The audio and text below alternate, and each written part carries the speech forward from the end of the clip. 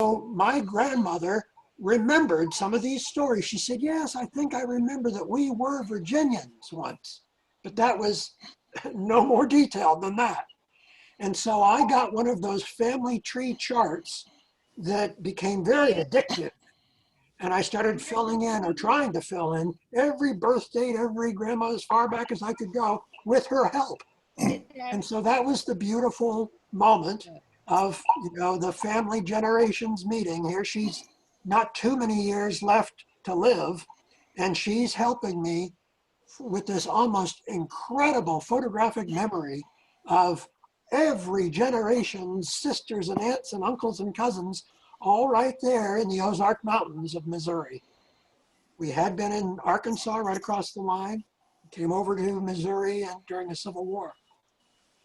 But because of that, I developed this same approach, which is, what's the big picture?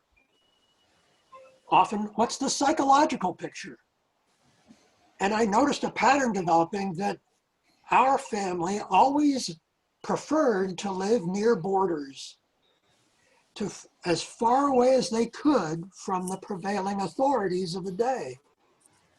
We were, for generation after generation after generation, anti-taxation. And your family also were part of the anti-tax heart of Swiss independence.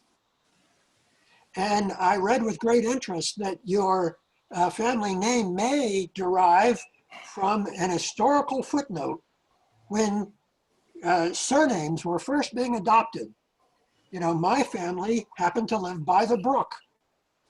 And so we became Brookman, Baughman in Swiss German, Bachmann in High German. Your name comes from the man who took a stand. Here I stand, Hiestand. And in Switzerland, the name is Hiestand, Hista sometimes.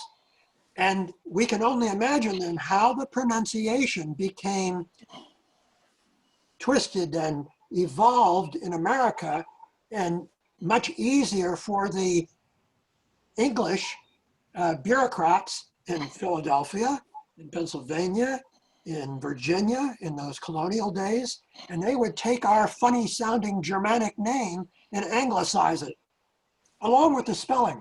There was terrific pressure for us to become anglicized, dating back to the French and Indian War.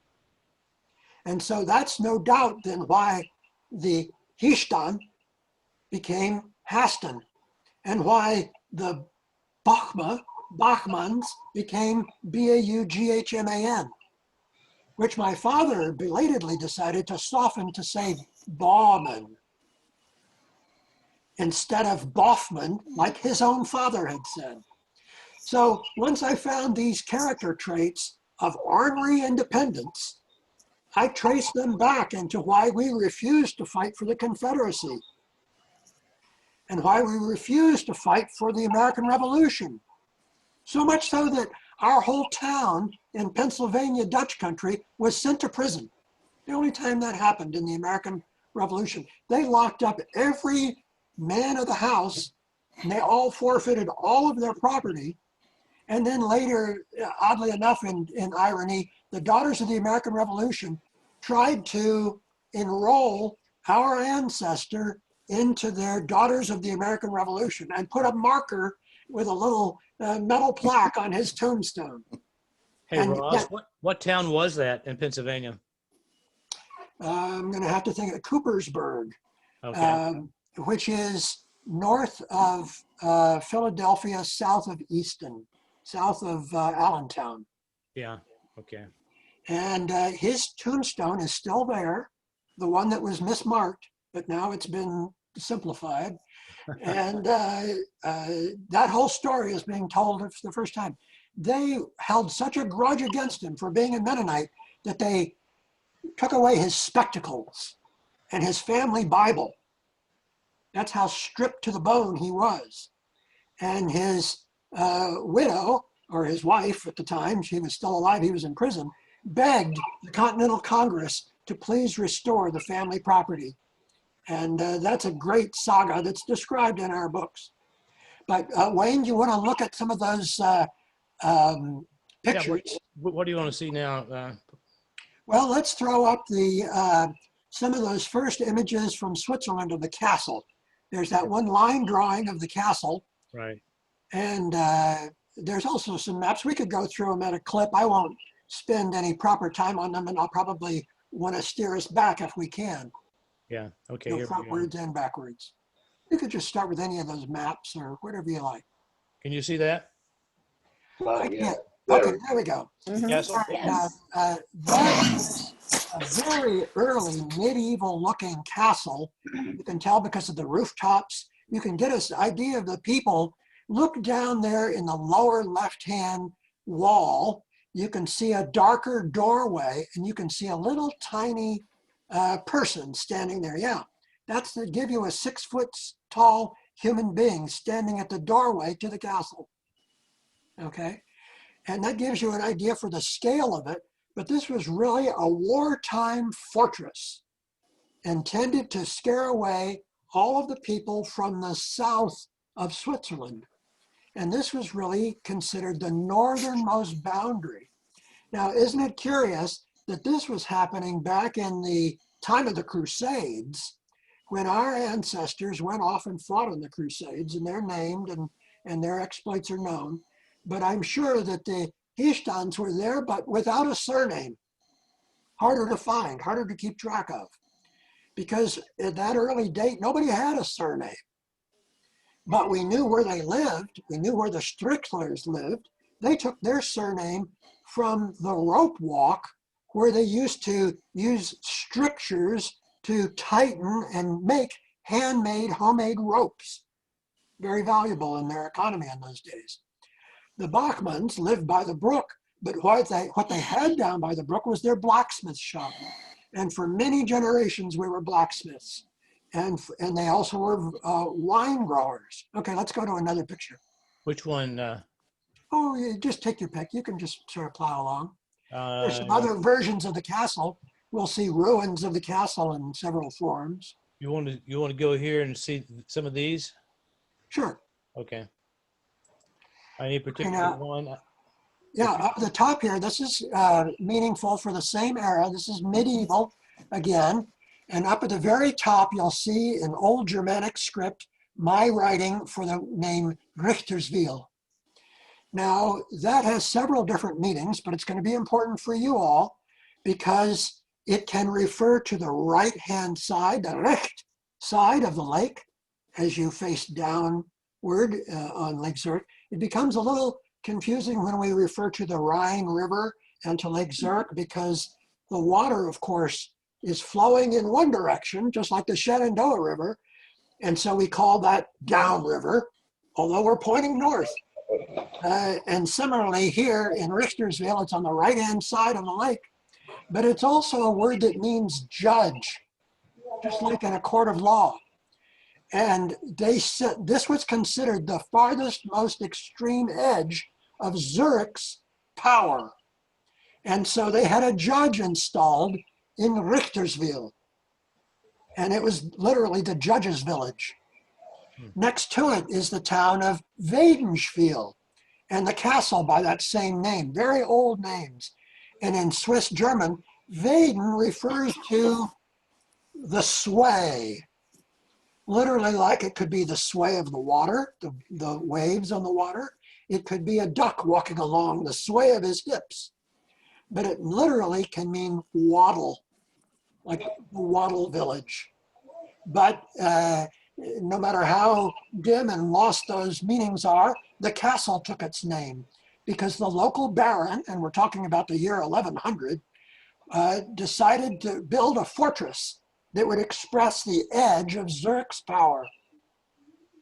But now in every other way, think of ourselves as always being on the frontier.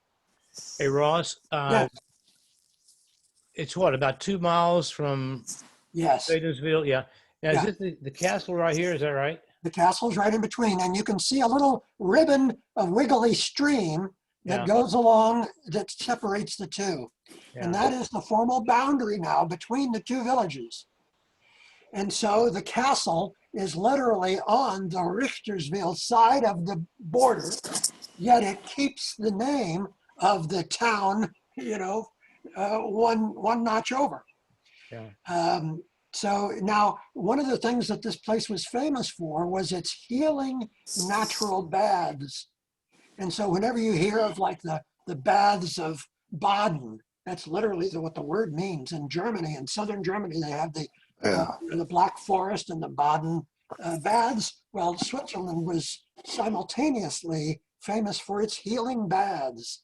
And so doctors sprang up all around the area because they were kind of creating medicine for the first time. Next, let's go to another picture. Okay, that's a good one. Okay. Okay, now if we want to talk about even before medieval times, and that's what this new book 6 is going to be about, it's one of the most ancient legends that we have. And so right down at the bottom of your top map is the word Shenandoah Island. And that is literally Richtersville. That's where the Hiestands came from. Now, depending on when they arrived, you should know that my DNA tested out as being R1B1. I find that easy to remember because it's my initials. But what it really stands for is the Aurignacian Cro-Magnons, the very first, earliest modern Homo sapiens settlers of Europe. Now, belatedly, there was the Neanderthals who were already there, and we're finding out more and more through DNA that, in fact, the Neanderthals contributed more to us genetically, culturally, artistically, and we're finding proof that they weren't just savages, that they literally wore jewelry and they decorated themselves and they face painted and had tattoos and they buried their young and in so many ways are just like us, and that we intermingled so much that their DNA became part of ours. Ross, let's pause here and see if anybody has any questions, either Sure. back on the castle, Richtersville, Maidensville, that whole area, or any of this. Let's make this a two-way conversation. Interrupt me anytime you're wondering. What we see with that island down at the bottom of the map is where the Aurignacian Cro-Magnon first European settlers of Switzerland built a stronghold on this little tiny island that just sits off the shore of Richtersville. It's still there. They found the traces of prehistoric settlement of that island, and it was very safe. But what they also had was villages built on stilts out in the lake. And so all the little dots that you see there, because I know that Wayne has already figured out that another early appearance of the Hiestand family is near Horgen. And so we see 5 settlements out into the lake by Horgen: Meilibach, Nadlikon, Hinterau, Vorderau, and Scheller, which are very rich with archaeological yield. All of the earliest, do some of you know of the story of the Iceman of, his name is Betsy? Well, his contemporaries were living on Lake Zurich at the same time with the same artifacts, same copper and bronze axes, which they have found now out on the lake. So if you ever get a chance to visit, the main museum in Zurich has many of these artifacts on display. You can see an excellent Cro-Magnon display in Zurich. But hey, Ross, does this diagram here, I know as when the water drops in the lake, yes, I think maybe even connects or almost connects the shoreline, doesn't it, when it drops? But anyway, it varies quite a bit, doesn't it? yes.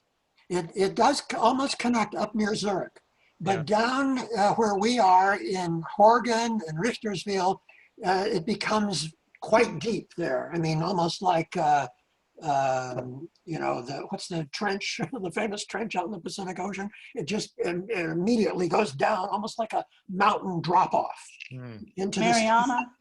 Yes, yes. The Mariana Trench. So about where you see on this map that the word Zurich starts out in the lake, that's where the really incredibly deep part of Lake Zurich begins. And so that'd be right offshore from Maidensville and Richtersville, wouldn't it?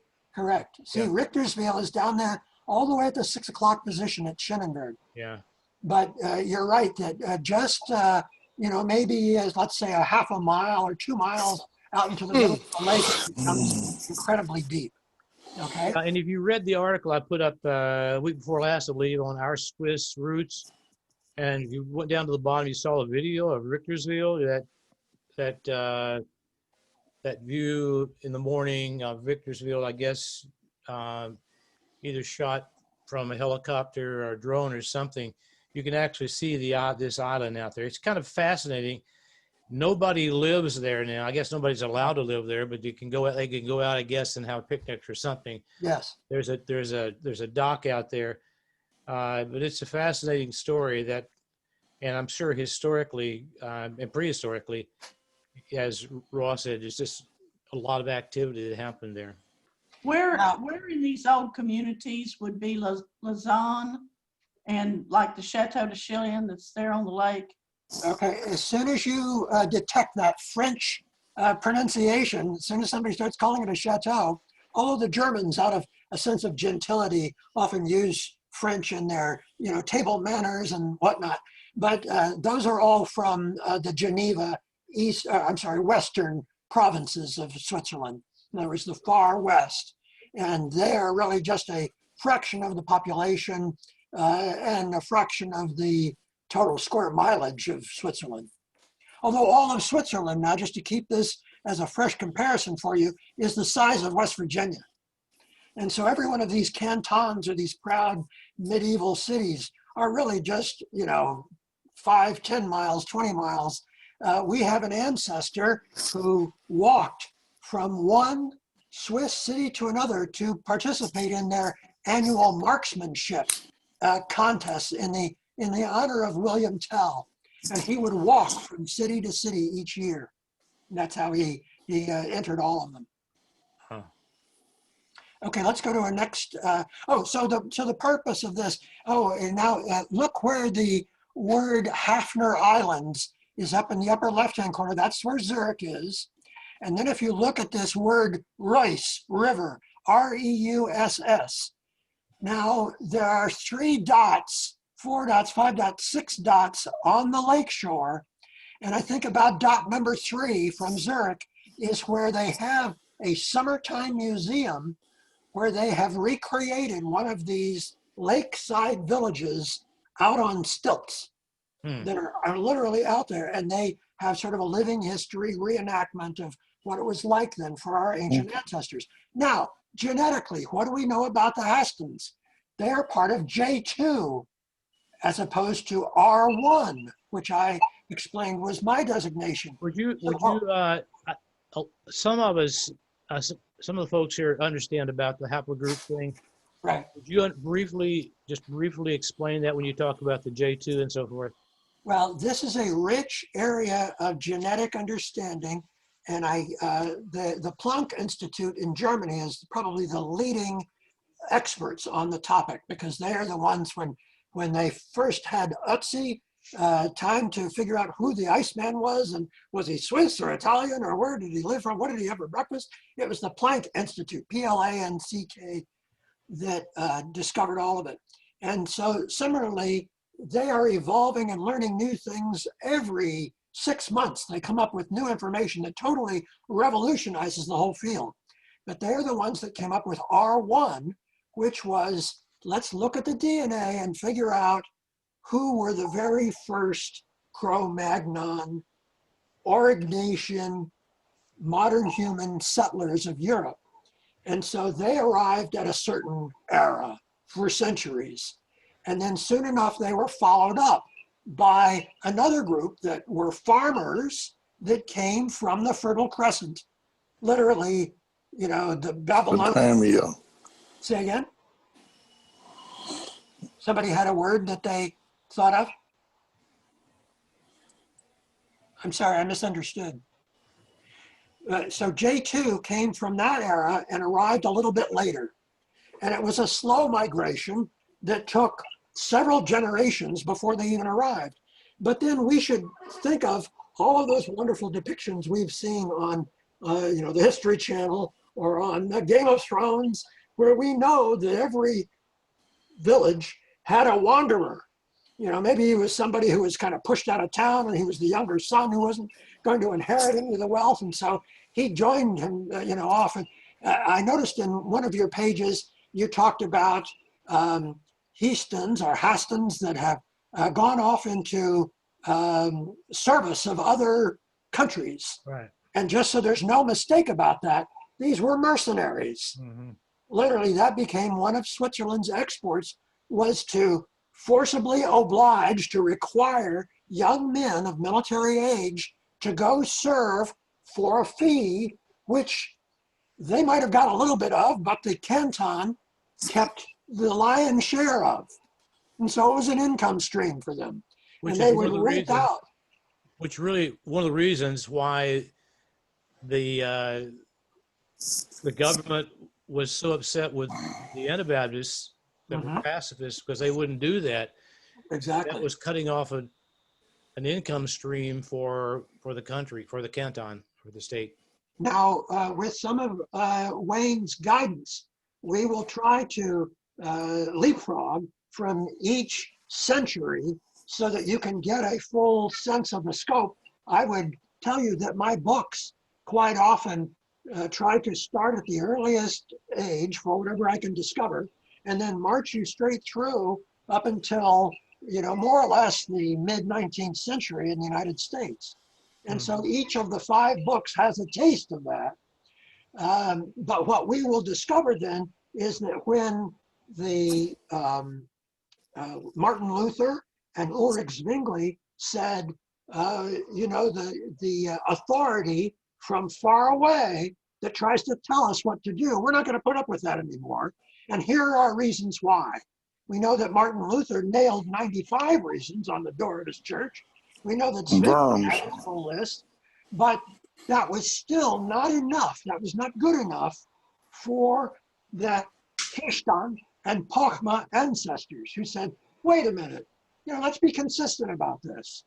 Don't tell me that, you know, you're going to trust the word, the scripture, to publication so that I can hold my Bible in my own hand, and you're going to tell me if I read it, I don't know what it's talking about?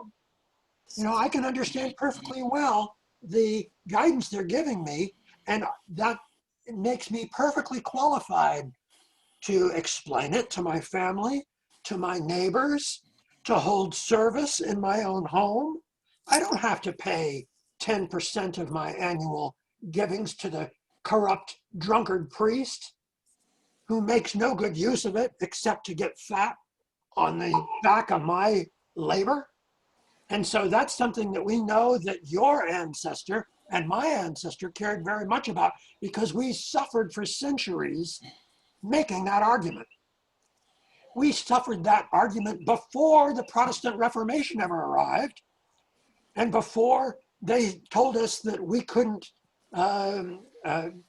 break away from even the state-sponsored Zwingli Protestant Reformed Church of Switzerland. Okay, let's stop right there and talk about, before we move into the whole Mennonite and what's we think of as Mennonite, but the Swiss Brethren, Anabaptist movement and all. Anything else about this area? We're talking about the state or the canton of Zurich. And this lake, this crescent moon shaped lake, is Lake Zurich. And it's on the south side there where our ancestors came from, that little area of Horgen, which kind of became a region, and then which encapsulated or included Maidensville and then Richtersville down here. This whole area is where we're from. if you march forward with the maps, we'll see it sort of evolving, modernizing. Okay. Now this shows you, okay, let's keep going. Let's keep going. Okay. There's a very early medieval map. Now, here we go. There This we is go. exactly what Wayne's talking about now. Because here's, you see Richtersville and Maidensville up at the top. Those are their two crests. And then we see all of these little villages. And the more you become an expert on the Hiestands, as you discover, oh, well, there was a cousin and there was an uncle, and then they were all tracking. What I did was I got the very earliest church parish registry. Wayne, I wonder if you could allow us to see that drawing, that primitive drawing of the church with all the fancy writing up at the top. Is that in this book? It's in, no, it's in the newest set of pictures that I just sent you. Okay. You know, I'm not sure I got those all downloaded. Let me see. They, some of them were just attached to the email and wouldn't require downloading. You could just click and drag. Okay, let me. While you're looking for that, oh, okay. Well, I was going to say I could, you know, try to find Go ahead and other things that we could keep talk talking, about. and I'll see if I can find that email. Well, luckily, there are enough people who love history as much as I do. For instance, there is still in Richtersville, immediately across from my cousin, a Hiestand bakery. And you go in there, and those guys love the Hiestand lineage and everything that's in the local museum. And they know everything there is to know about your family. And so some of you ought to make the pilgrimage over there and introduce yourself to these people, because they will love to meet you. You couldn't imagine a warmer, more inviting community, neighborhood, culture. And that was exactly the greeting that I got 20 years ago, or 25 to almost 30 years ago, when I first met my Swiss cousins. And they have been absolutely instrumental, not only in our DNA research, but in all of these other things that I've uncovered. All the maps, all the deeds, all the records that were just completely a fog to me. And, you know, it's only been through my cousin's help that I have found things that they didn't even know about. And in fact, the cousin that I stay with every time I go over there, it turns out that he and I started the DNA project together, but he and I aren't even genetically related. And so we make sport out of wondering when his grandpa must have committed adultery to give them an entirely different DNA lineage. But yet, just like being raised as half-brothers, we are so alike in so many other ways. Okay, there we go. It's in that lower left-hand orphan picture. That's the one. Okay. It's going to open a different, wait a minute. I'll get it in a minute. Okay.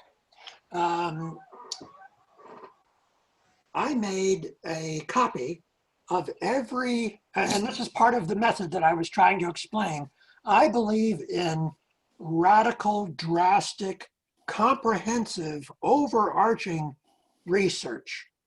And so you'll understand that better when you look at my memoir of my journalistic career.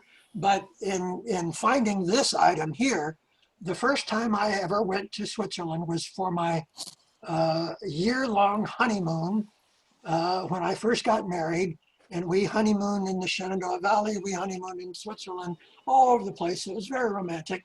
But I found this record that none of my cousins had ever seen before in Richtersville. And when you read the top, it says,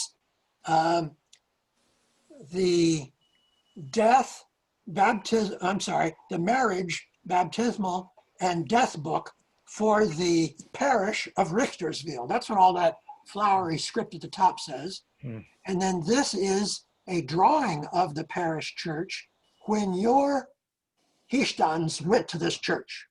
I promise you they did. Yeah. But then they became Anabaptists and stopped going to this church. And this pastor became an absolute militant interrogator, torturer, and killer of our ancestors. So as a poignant, complicated heartbreaking. I mean, they refused to recognize their own, the pastor refused to recognize their marriages, meaning that their children were all considered illegitimate and capable of inheriting wealth. And so they were just so banished and punished that no wonder they had to consider leaving for America. Yeah. Let's take This some copy, questions. by the way, still exists at the Shenandoah County Public Library in Edinburgh, where I donated my entire library of research materials. That's Edinburgh, Virginia. Yes. So you would be able to go through this same register and find Hiestands, which I was not particularly looking for at the time. I looked for a couple of allied families, but not too many. So that would all be in the old German script? Yes, and unfortunately it would take, if you find this difficult to read, especially like, let's just say that little sentence at the bottom, that's just a taste. I mean, that's exquisitely legible. You can even recognize there on the last word on that top line, hopefully some of you might be able to see an Riccsteen. Yeah. He calls it Richtendsville. Isn't that interesting? The pastor of the church still calls it by the name of the judge. He's calling it Judge's Village, Richtendsville, as opposed to Richtersville. And he even spells it. I mean, everything about that word is spelled in his own unique, weird way. Okay, let's go to the next. Let's see if we have any questions. Oh, yeah. Any questions? Anything we've talked about so far? Could you repeat where this book can be located? At the Shenandoah County Public Library in Edinburgh, Virginia. Edinburgh, B-U-R-G. Yeah, and that's how far, 10 miles or so where the Hiestands settled? Yeah, if that. Yeah. No, yeah, 5 miles. Yeah, Now, and here's the problem. Don't try to read any of this. You'll just tear your hair out if you can't recognize certain German words. And top of the list, you've got to recognize your surname so that at least as you scan the page and your eyes will just become almost recalibrated to look for that word. That's the way I started. When I first started searching these records, all I could find was Baughman. And so I just made a note of every page, every time they appeared.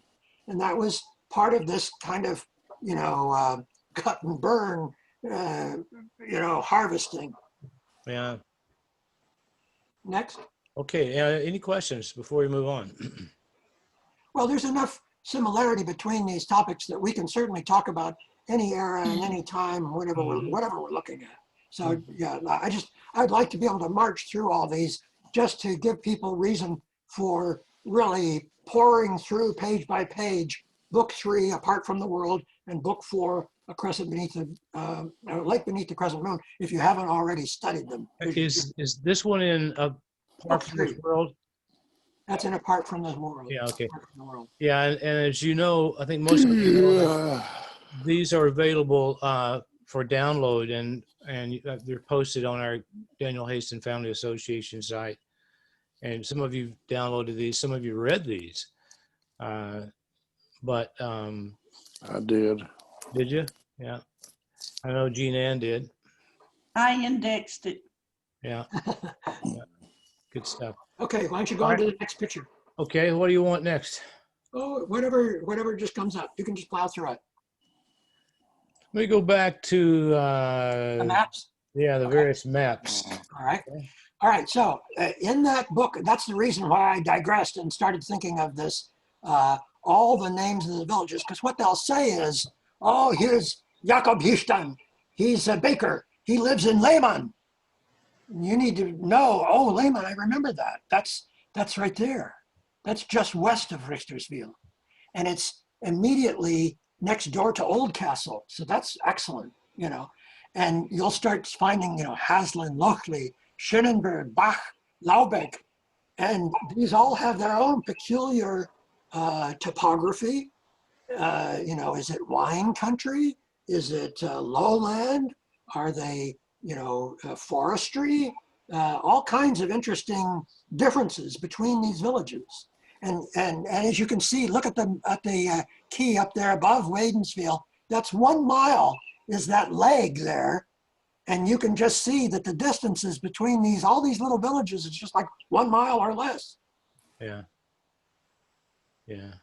And for those people in those days, you wouldn't even bother to hook up the wagon to go a mile. You'd just walk it. You know, you might have a horse or something that you were needing to take out to pasture, but Straight up the mountain in a lot of cases, right? yes, and Very that's steep another hills. reason. The elevation that you see from Richtersville to the bottom of the map is, we'll see another, well, you'll see it in book 4. I have a diagram that shows you how quickly the elevation goes up.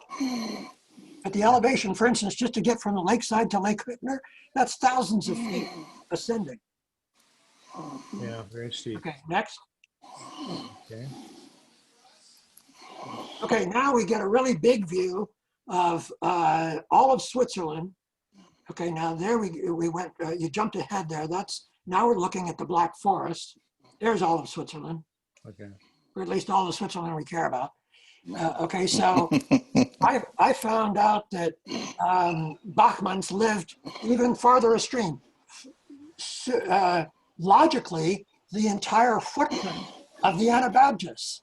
So if you're thinking that some of the Hiestands migrated to Bern, well, here's Bern, and here's all the Anabaptist villages of Bern. Okay, and you can see that from Zurich to Bern, it's not an impossible distance. You know, you could probably walk it in 2 days. And there's all the differences in between. There you see Richtersville, Schwyz, and Siedlung. Somebody asked about Lausanne and Lucerne. There's Lucerne right there in the center of that map. That's a very beautiful, picturesque place that you would want to visit. Right. A lot of history there. Okay. So let's talk a little bit now about the Anabaptists. Sure. Go back to that. Okay. Give us a little bit more historical background on that. Give us we don't want to deal with a lot of dates, but give us a date. Yeah. Or kind of a basic date for that, and a little bit more about how that whole thing happened. Okay. The key date to keep in mind is the year 1500, and then also of high value, high importance is 1525. So that bracket between 1500 and 1525 is when all hell is breaking loose in Europe as far as questioning their place in the Holy Roman Empire.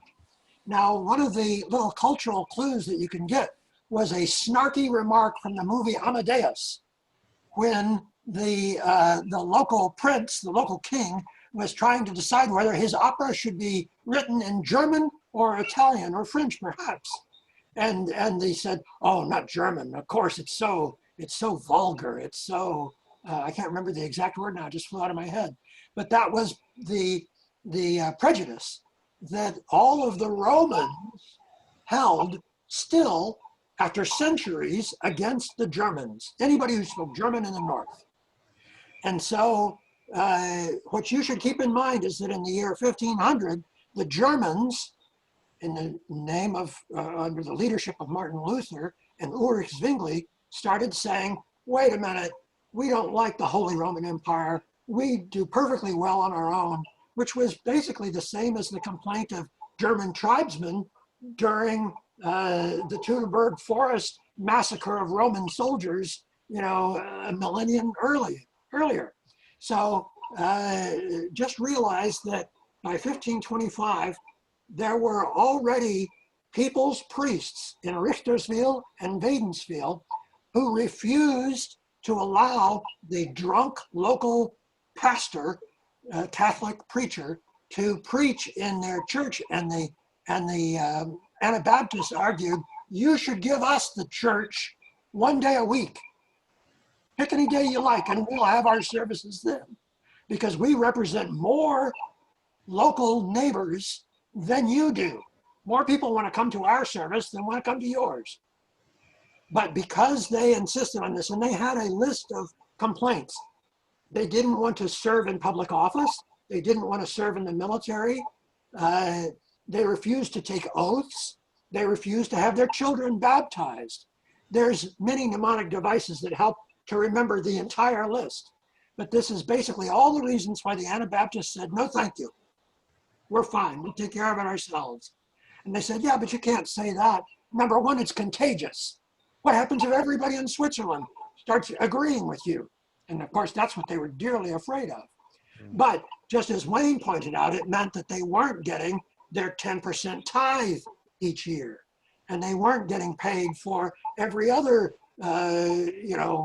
visit to the local priest, whether you were, giving him a little tip money for the baptism of your child, or every time you wanted to get a burial in the local town graveyard.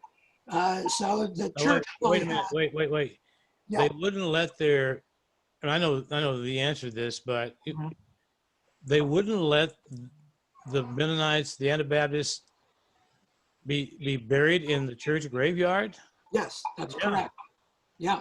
And so in every way, and when you look at that old church baptismal record that we just saw the cover of, when you look in there, they will even go out of their way to name Hiestand, Jacob and Barbara had another child out of wedlock. And they list that, they name it that way. She's already pregnant.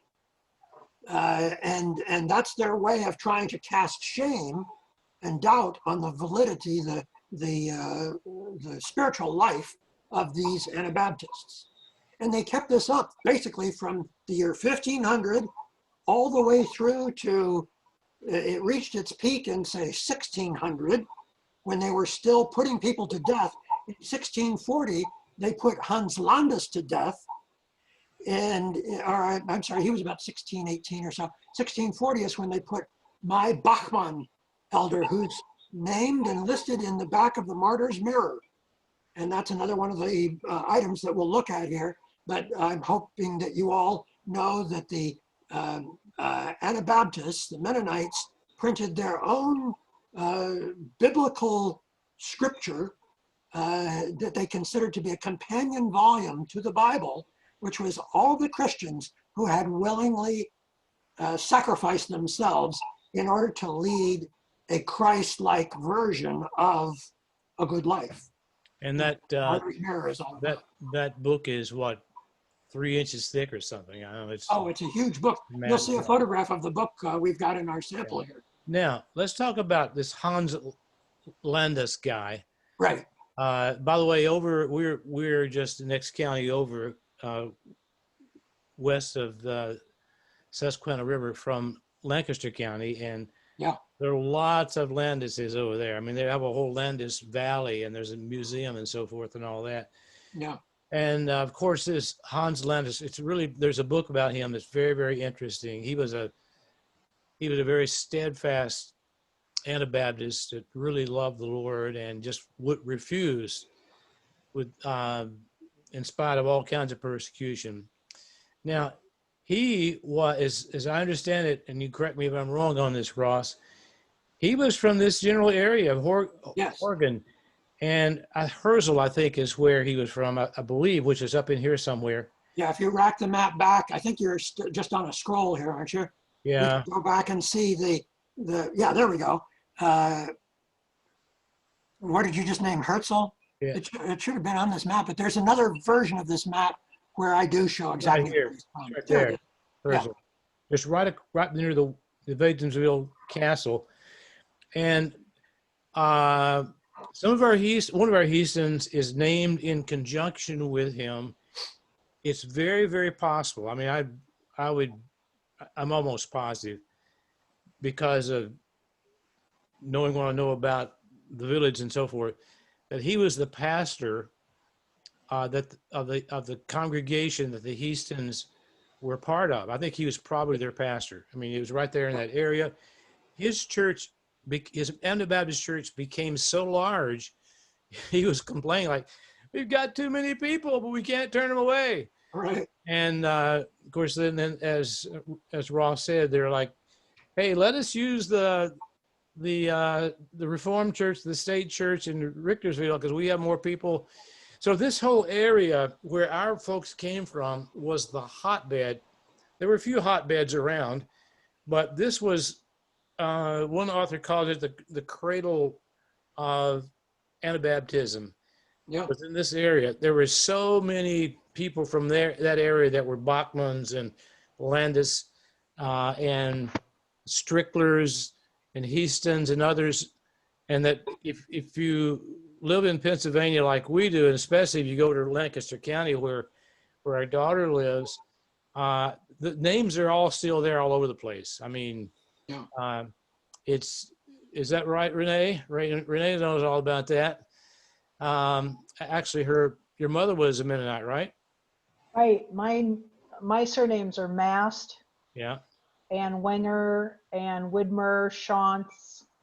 I think the Masts were from Bern, from Bugisburg. Yeah, I think they were. Yeah. Yeah. And Wenger's, I'm not exactly sure where Wengen Mountain is what I've been told. But yeah, there's basically most of these Anabaptists that became Mennonites that came to Lancaster County came from either the Canton Zurich or the Canton Bern. Is that right? Right. Ross? Yes. And ours and pretty much all came from this area right here. But this was a hotbed of rebellion.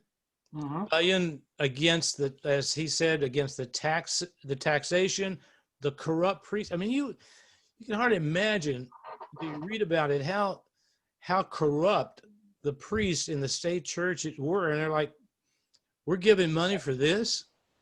And so there's this had been building over the centuries, this rebellion. So it was, in addition to the spiritual issues, there were political issues that had been going on for a long, long time, and it just kind of erupted. But this whole area is a lot of that came out of here, and our families were right in the very middle of all of it. And what you find is that a lot of these core families then migrated to Bern, migrated to up the Rhine to Alsace-Lorraine, and then over into the Rhineland-Pfalz area, and then right on down the Rhine until they reach the Netherlands. And so you can find Hiestands that are in each of those areas. But what we do know is that the Anabaptist revolution began in Zurich. Yeah. That's not contested.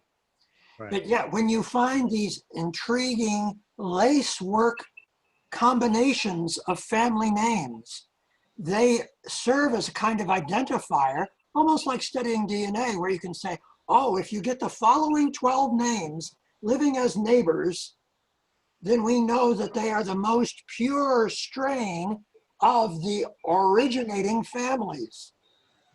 And at the time, even though we think of Mennonites as like similar to the Amish, in fact, the Amish are a sub-branch of the Mennonites, that they started off as highly educated, urban university students in Zurich. Yeah. And that they had little hometowns in the countryside because, you know, a lot of people had home villages. I think But they retreated there. Grable from over here. Yeah. Yeah. And so it started here. His father, the leader of the whole thing, his father was a councilman in Zurich. Uh-huh. And then the first regular meeting that church was here in Zollikon, right? Uh-huh. Yep. Ross? Yep. And that kind of got wiped out because of persecution pretty early on. Tell us a little bit about this cave, this Mennonite hole. Yeah. Well, there is a cave. Actually, I've always thought of the most famous one. It's on the way to Bern. So it's actually in Aargau, the canton next over. So roll back down to where we were before, and we'll see. Now, there is one over here across the lake. Oh, is there also? Well, there's one, and there's also a famous one where they used to take anybody who was a heretic and throw them down the hole. And it's called the Heretic's Hole. And they literally executed people by dropping them down into this cave.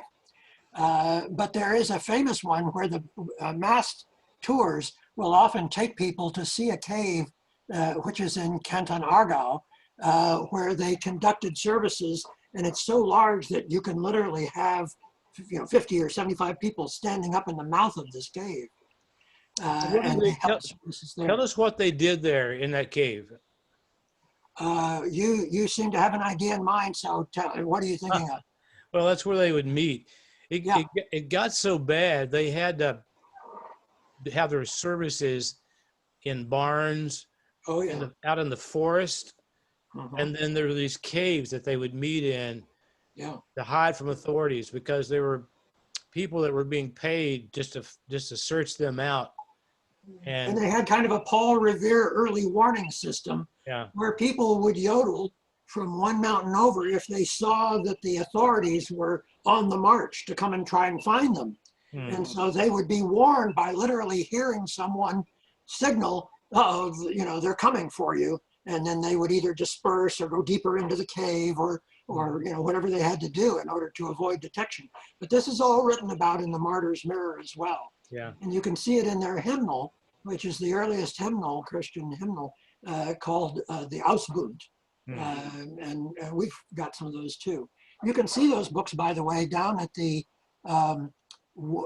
Museum of the Shenandoah Valley in Woodstock, Virginia, where my entire family's archive of heirlooms, some directly from Switzerland, some that we've recovered from members of the family that have offered to donate them, some that I've gone out into the open market and found that are Baughman identified, but we acquire them and add them to the collection. So now there's many hundreds and hundreds of antiques that are all on display in Woodstock, Virginia, and you can see those also. Yeah, Bill Neff, are you there? I'm here. Can you want to jump in here? And now Bill has spent a lot of time in this area. As I mentioned earlier, he is doubtless the leading expert on the Neff and the Knave family, and led that association. And they've done some remarkable works on restoring and purchasing and restoring cemeteries where his Neffs or Knaves, and this, by the way, it's just a variation of the same word. And as many of you know, Daniel Haston married someone named Christina Knave. Bill and I have worked on that project and kind of thought that through back and forth, and I spent a lot of time on that. Bill, you want to jump in and talk about anything related to the Knave family, the Neff family, or any of your experiences? I know you spent a lot of time in Switzerland. Yeah, I spent a lot of time there. I'll just give you a little bit. It's interesting that what's been presented to date, because Horrigan, that's where the Neffs are first recorded in the early or mid 1300s, and so they were there close to the Hiestands. yes, just right up the edge Yeah. of the lake. Okay. And it was interesting that if you remember back years ago in Ohio, there was a company called the Halberts that would crank out your coat of arms for X amount of money, and they created the fact, and it was published, it's still on Ancestry, that Neff comes from the French word meaning neveu, which is nephew, and that's proliferated all over the place, including in my book, unfortunately. Well, then I was fortunate that over a 10, 12-year period, I worked regularly with Dr. Henrich Hiestand of the Zurich Archives. And he and I became very good friends, and we were publishing Neff News, and he was kind enough to supply us with lots of material. He was my first mentor also when I started researching. Was he? He's Yeah. a fabulous guy. The only thing we would talk in English, but when he wrote me a letter, it was in German. Not about the Schweizerdeutsch. But he said, the name Neff translates in the dialect of that time as one who lives by the lake. Oh, And if you take that area, they're just driving down down to Oregon, you have a flat area, then it's very steep upward. yeah. And they would go out in the day during to the fields, but for safety, they were down on edge of the water. And he said, you know, this nephew thing is nonsense. The other thing that's interesting, so we're both tied together, and Ross, I think we've talked a number of times before, and we've also talked about the DNA project, where we're getting Baughmans mixed in with the Neffs, correct? Oh, yeah. Yeah. So I think that could go back before surnames. I've got to, you and I ought to take a close look at that, because we've been upgrading a number of our tests to Y111s and Oh. getting much more definitive on the. It would be good to look at. Did your family also go to Bern first, or did they exit Switzerland entirely? No, everything I found, they exited Switzerland entirely, and the normal route was following the 40 Years' War. They would come over to Colmar, which is right near Strasbourg on the what's today French side of the Rhine River, and there was a family there, part of a group of barons, feudal barons that were still in power, even though the electorate of the Palatate was active, and the name was von Finnegan. And von Finnegans were up in the Colmar area, and they were also down in the Steinfurt area, which is east of Heidelberg. So Heidelberg, Meckelfeld, Sensheim, it's in the Sensheim area, right by the big aviation museum. And there's the von Finnegan Castle, which has been changed to Steinfurt. But with Europe being depopulated because of the 40 Years' War, the Mennonites were basically welcomed, some with restrictions and with very strict restrictions about how many people could attend a service, or much looser depending on who the person was. I think what becomes interesting is here we have the Neff and the Hiestands, and they're very close together. And I think there is no question that they both traveled together to Ibersheim. And a very interesting place to go to, because your Hiestands are there. If you take Dr. Christian Neff's censuses that he, of the Weerhoff, that he compiled, and then they were published by Lois Mass and Gunt. Take a look at Ibersheim, and Yeah. they're there. And Yeah, that they of course went on down the river, and they on down a ways on the which will be the west side of the river. Wayne, why don't you show us the Bibles, because there's a Ibersheim Fructur, which is the oldest known Fructur in, pull that Here, page up. Yeah, maybe open the, see the flower one, the second from the end? there. That one, yeah. Okay. This is the oldest known Fructur among the Mennonites, and it is from Ibersheim. That's actually written in the fourth line down from the Ibersheimer Hof. And this is a building which, correct me if I'm wrong, still exists, doesn't it? It's a sort of a courtyard, Yes, it does. old-fashioned structure. And this is where your Hiestands are known to be, as well as the Baughmans, when we're in sort of our last stop in Europe before migrating to America. So the other interesting was when you get to Lancaster, of course, you've got the your Hiestands right next to the Neffs. yeah, And I've mapped that out. Wayne has my book, and based on overlays. And And You then can- on down in the Shenandoah Valley, Bill, where well, I was gonna, hey, before you head down there, Yeah. The other family at Ibersheim was Stauffer, mhm, and they're right next to the Neffs yeah, in Lancaster. But I think I am pretty well concluded that my immigrant, Henry Neff, who arrived in Philadelphia in 1717 and stayed there just north of Germantown until 1722. We found lots of deeds and things. Went up to to Lancaster to Manor Township. You also have the Heston that, Jonas Heston, that probably came over at the same time, or maybe a year or two later, settled next to the Neffs, and signed the, are you all familiar with the Martin Milan Wendell Baughman petition of naturalization? Yes. I've written an article about it, and it'll be coming up again here in about 6 weeks. And I'll put out a larger, more detailed article about that. They may or not be aware of that. It's a very important document because it sets both the time frame and it separates the English and Scotch-Irish from the Mennonites, because in signing the petition, one group would swear, but the Mennonites would affirm only.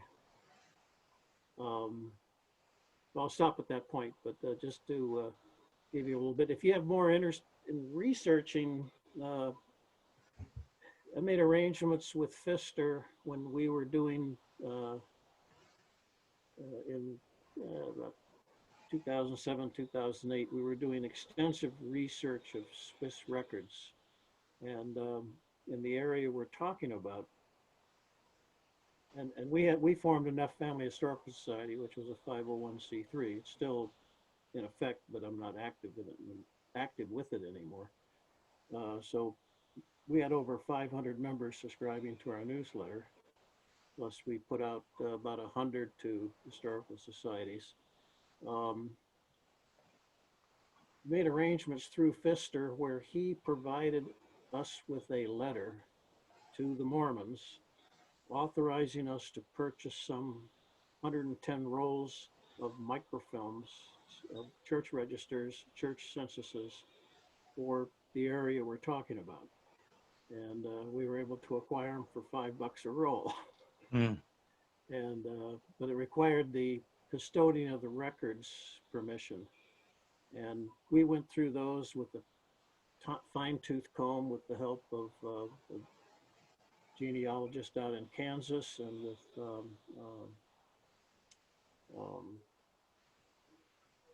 Dr. Heinz Springer from Munich, who's married to a Neff, whom I spent a week with in Germany at Karlsruhe Archives and the Wehrhof, and running around digging out records.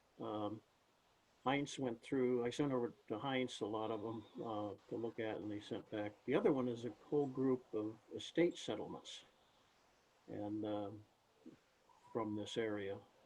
They were discovered by a professor up at Waterloo University up in Canada. And I purchased, those came directly from Pfister, purchased 3 sets. And they cover this 1560 to 1640 period. And the 3 sets, one set is at the Lancaster Mennonite Historical Society. Another set is at the Theological Seminary of Franklin and Marshall in Lancaster, along with 100+ rolls of microfilm. And then another set of the estate settlements are down at Eastern Mennonite down there in Virginia. Lois Baughman, who was the head archivist down there, Ross, some of you may know her. Oh, yeah. Sharon and I met her. She was an F. So there's some Awesome. resources for you. So Bill, this actually is from Ibersheim, this fracture. Yes, that's very interesting. I'd never seen that before. I didn't know that. Yeah, this is on view. You can see it in Pennsylvania at a little town called Harleysville. There's a Mennonite museum that's sort of built into a very modern looking barn. Yeah. They have the original Bible, and we'll see that the museum in Woodstock, Virginia has a twin, along with National Geographic made digital scans of all of these, and that's what this is from, this image. So those are the 2 ways that you can really get down onto it with your closest inspection to see just how the art was done. And yeah, let's go back and talk about that art style, that fracture. Just a second. Interesting. Harleysville is the Black Bumper Mennonites. yeah, Yeah. Yeah. Oh, okay. Yeah, that's a really beautiful Mennonite heritage center. Why don't you the Talk other about pictures? the art. Get off this one and go look at some of the other ones Okay. from that same set. All right. Well, from the Bible? Yeah. Now this is the title page. Oops, there we go. Now off to the left-hand edge of this picture, you can recognize that same start and you of the drawing that we just looked at. And so that is the, if you will, informal frontispiece. And then this is the title page of one of the early Froschauer Bibles printed. And as we look at the date here, this is 1536. It's one, so shortly after the time of the Reformation in Zwingli, this was the book preferred by Mennonites because it left out a lot of the extraneous obedience references. This was the book then that traveled to Ibersheim and then on to Harleysville, Pennsylvania. And now we have a matching copy in Woodstock, Virginia. Yeah. I would just say that if some of you, take a week and just come to Pennsylvania, there are several places like they just mentioned in Harleysville. Of course, the Lancaster Mennonite Historical Society, it also has lots of very interesting things. And the Her House. Can you tell a little bit about the Bill? Maybe you'd tell us about the Her House in Lancaster County. I'm thoroughly familiar with it. I've been there. I don't know. I should dig out my copy of the Mennonite Pennsylvania Mennonite Heritage. It goes back to I think what Her came over in 1710. Yeah, they were contemporaries with they were already there. But that's where or down, I think 2 houses over from there is where they signed that naturalization document in 1728. No. Not there at the house, but I think it's 2 houses over in that area. No. The story of the naturalization document is that it was known, but and of course you got to remember that Lancaster County wasn't formed until 1729, so it was Chester County. So Yeah. when the petition was prepared in 1728, that was Chester County. The document was held by the Chester County Courthouse for years, and when was it? Can't give you the exact date. They were cleaning out the courthouse, and there was lots of paper out back, and somebody spotted this thing and grabbed it and brought it back in and said, wait a minute, this is a very, very important document. Well, we found out about it. The two archivists at the Chester County at the Chester County Courthouse did do a complete Ruffini, and I forget her other name. But the document has been well studied. One thing we did right after it became apparent is went down to Neff Family Historical Society, went down to the Chester County Archives, and we said it's never been photographed, and we'd like to photograph it. And then we got into where you would see the cross conversations. Well, we got to have the Historical Society photograph it. And I said, well, what are they going to photograph it with? Well, somebody probably has a camera. They can take you some pictures. We said, no. Let's do it right. So after some discussions, Chester County Courthouse, Chester County Archives agreed that we, Neff Family Historical Society, would pay the photographer at Winterthur to do a proper job, which was done. And the document has been published, and Lancaster Mennonite Historical Society has copies, 8x10 photographs, and I think original negatives from the of it. But it's a very interesting document, and There are names of 3 Hiestands on there, and then one of their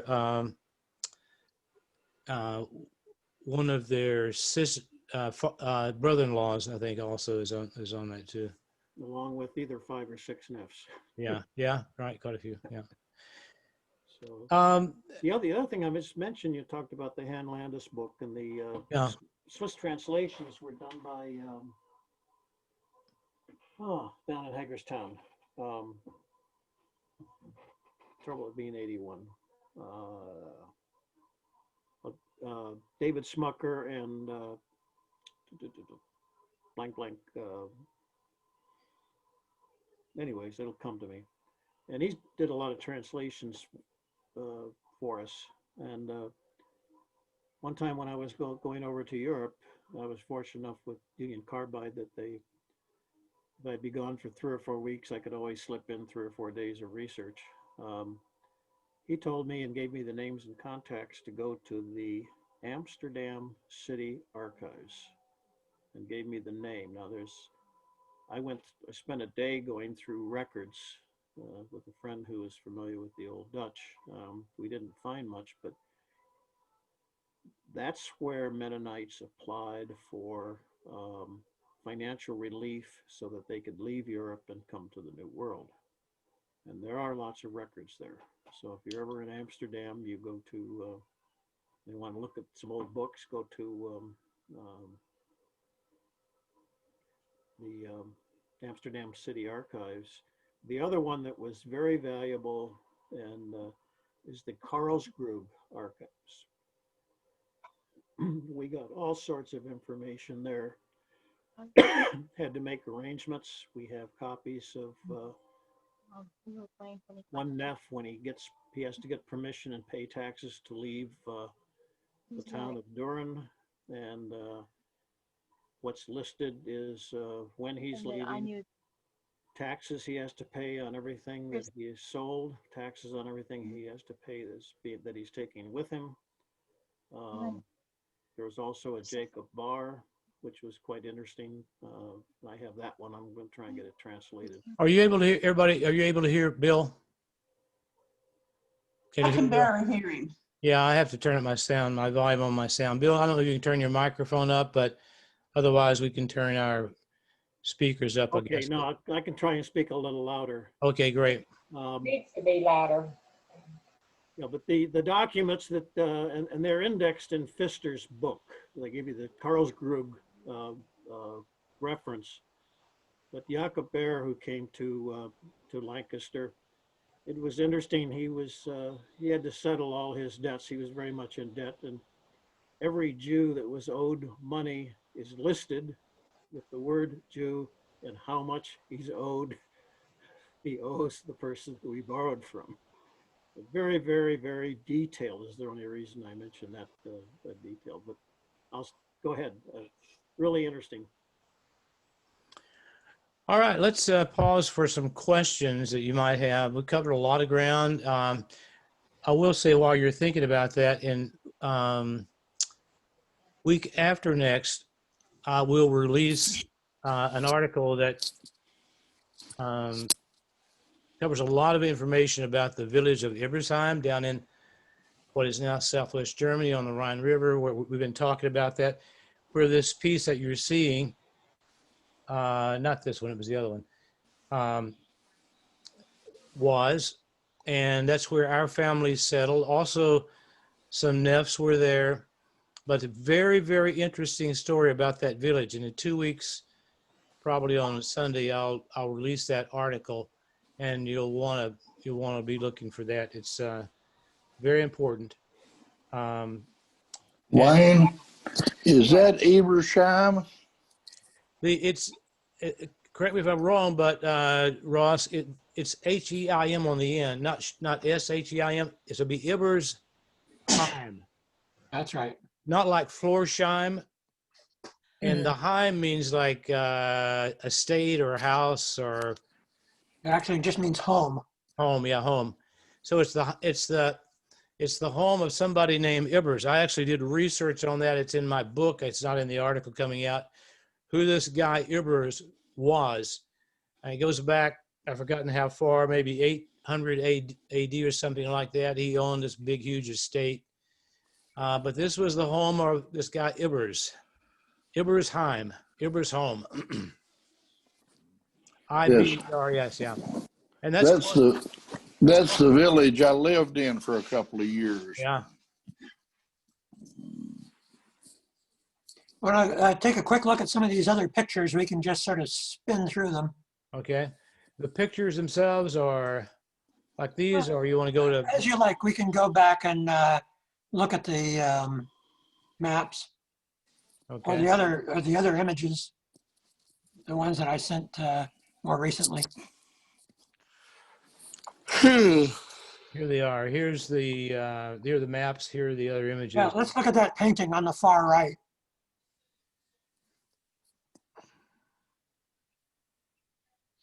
Here's a picture of Grandpa's Story by the painter Albert Anker, a Swiss artist who lived just south of Richtersville, but was painting a century later. And at the same time, a contemporary of our cousin, Hans Baughman, a painter of renown in Switzerland. And so they just often showed scenes of folk life, farmers, but one could well imagine, you know, the baskets and the pots and the chickens and everything else of a simple Swiss farm. Yeah, it's very, very realistic. Yeah. Okay, any questions before we move on? No, just keep moving. Yeah, let's see if we have any questions.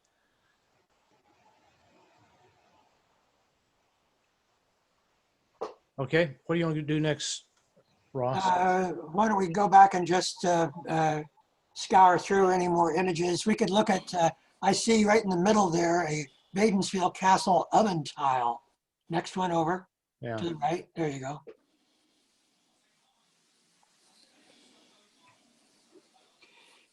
This is right off the side of one of those warming ovens that you see in so many Swiss living rooms, where they'll have little individualized landscapes or portraits or profiles of things, animal pictures.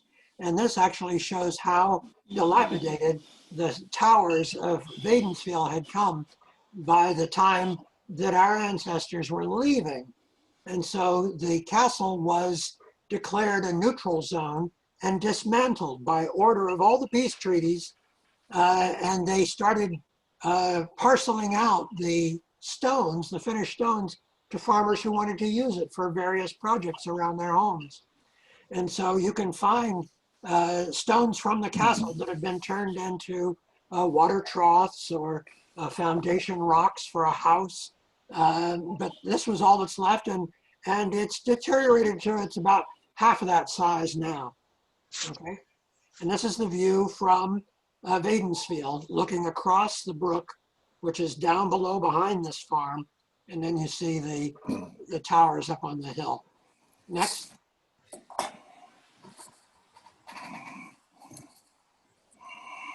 Let's look at that photograph, the third one over.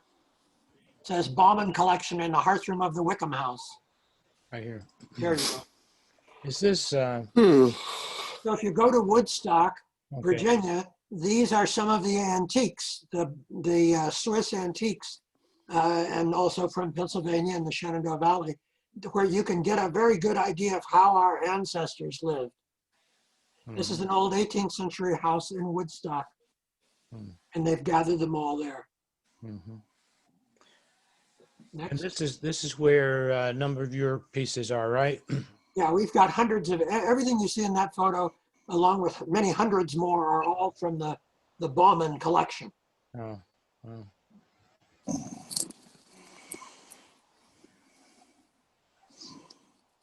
Okay. And let's see, the third from the right-hand side is a close-up of a baptismal certificate, a family record that's in that same Harleysville Bible. But these are very characteristic, very typical of Swiss Fraktur. This one executed actually though in Pennsylvania, shortly after those Baughmans had arrived. It's in the same book as the flower Fraktur that we just saw, but it's just a different page. And it's the Baughmans then who owned the Bible for a long time. These are the same people that had the Bible taken away from them along with the spectacles after the revolution. Now, was this style of art unique to the Mennonites? Well, no, it's very common as folk art in all of southern Germany and Switzerland. The name Fraktur actually comes from the fact that each stroke of a letter, and we can see that most evidently, say, like in the last 4 letters of the name Baughman, that each stroke of the M, the A, the N, and the N are actually separated strokes of the pen. And that was just their way of writing letters. And so we say that the letters themselves are fractured. And so the German word Fraktur, just meaning that every stroke of the pen is treated as a separate, loving, meditative work of art. Mm-hmm. Do you know who the artist was? There's thought that it was an itinerant pastor named Eyer, E-Y-E-R, but there's some question as to whether it was him, or it could have also been a family member who made it.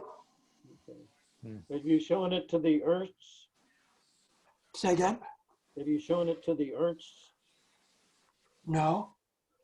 Their family, probably the foremost experts on Pennsylvania factor, Connie and Russell Ernst.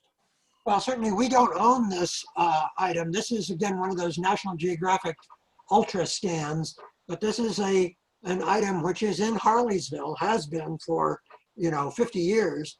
Mm-hmm. And so I can only imagine that, people have made the same referral that you just thought of, and said, gee, let's see if we can learn more about this. Okay. But I don't know if they have or not. There is a curator at the Harleysville Museum who is an absolute expert on the Bible and everything in it. Good. Okay, let's go back. Now we can, I think, leave this folder because we've seen everything there, and we can go back to one of your other sets. Yeah, the maps or whatever you want to look at. Okay, so let's scroll on down. We'll get to the next map.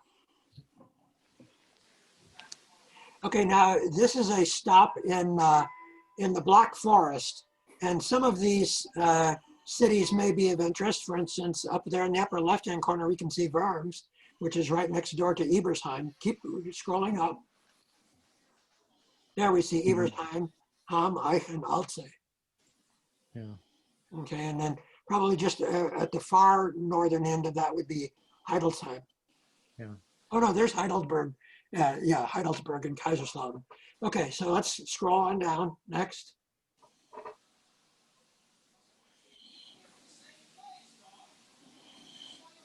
Okay, now we finally land in Pennsylvania, and we're in Lancaster County. And in the western corner of the county, we see all of the Mennonites from Richtersville. And that's one of the theories that I proposed, that rather than agonizing over, well, I can't find my ancestors' map, his plat of land, is that you start looking at the larger context. And then suddenly it all becomes clear how clannish, how loyal, how steadfast these people were.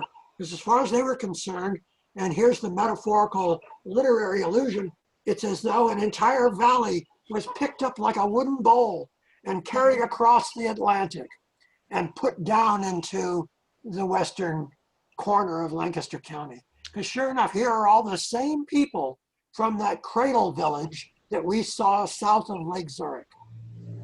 All right, let's point out some, well, you can highlight that. Yeah, so there you see. All right, so here's Henrich. This is Daniel's father. He settled here for about 15 years before he moved down to Virginia. This guy here, Jacob, and the guy down here, John. And Bill, you may want to share what you know about this guy, the John, Johann Hiestand. Yeah, there's the Neffs right next door to them. Yeah, right Neffs. Yeah, Neffs. Yeah, and there's a story that Bill will share with us about this connection. But this is Henrich, Daniel's father, that moved down to Virginia.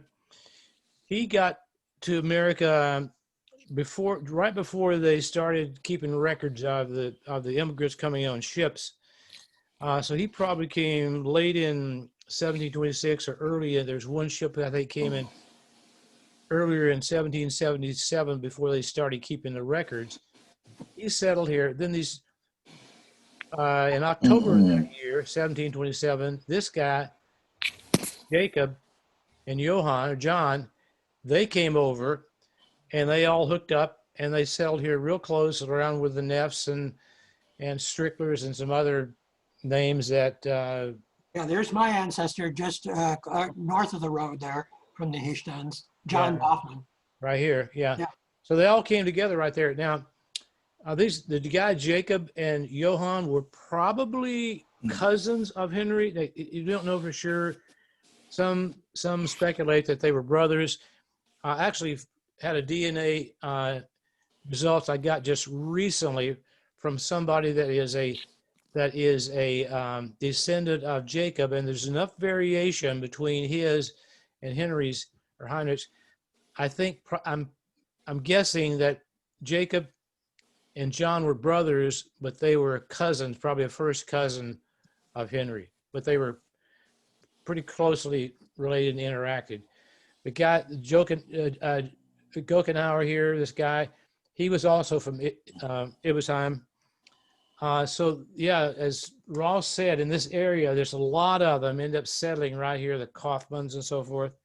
And they have connections. Many of them have connections back in Ibersheim, if not all the way back to the Brubakers are here somewhere, right here. Yeah, what I'm saying is I know for a guaranteed certainty that these are all the people from south of Lake Zurich. Yeah. And so, for you to say, yes, Ibersheim, and yes, Lancaster County, and then we see these same families remaining close neighbors in the Shenandoah Valley. Yeah. Yeah, they move on south together and hang out. And this, by the way, Jacob, his property, you'll notice this road right here, which is now basically Route 283, which is a main road from Harrisburg, Pennsylvania, down to Lancaster. We live on the other, Sharon and I live on the other side of the river over here in York County, about 40 minutes away from this, or maybe even a little less. But Jacob, on his property, the whole town of Salunga and part of Landisville is there on his property. But right across the road on Jacob Hiestand's land is the America's largest recreational facility. It's huge, and there is a graveyard just outside, right outside the one of the buildings there, a Hiestand cemetery that probably was not started maybe until the mid 1800s. Jacob might have been buried there, but there's no stone for him. But yeah, they were all really close. Now, hey, Bill, you got to speak up a little bit so we can hear you, but tell us a little bit about this connection between Johann and Henry Neff. When Henry Neff came over in 1717, came to Lancaster in 1722, and then he is recorded a few years later as applying for the warrants for himself, his son John, Henry Jr. that's shown there, and I believe for John Hiestand, and I think there was one other one. And the reason you don't see it on the maps is I think Henry was kind of like the forerunner and found good land and took the first step in behalf of his closely related relatives. Because very unusual, what happens is that when the Hiestands come, the warrant is just transferred from Neff to Hiestand. So you don't really see, and then the survey is made to the Hiestands and the warrant or the patents are issued. This is very unusual, and you got to be pretty closely related for somebody to have done that. And My Henry Neff, the emigrant's wife, was named Barbara, and she came from Ibersheim. And it's interesting that the Neffs did not marry in, the Neffs in Lancaster did not marry into the Hiestands. And that's probably the best clue to tell you that in all likelihood, the immigrant Henry Neff's wife's Barbara was a Hiestand. So that this Henry here probably married a Heston. Yes.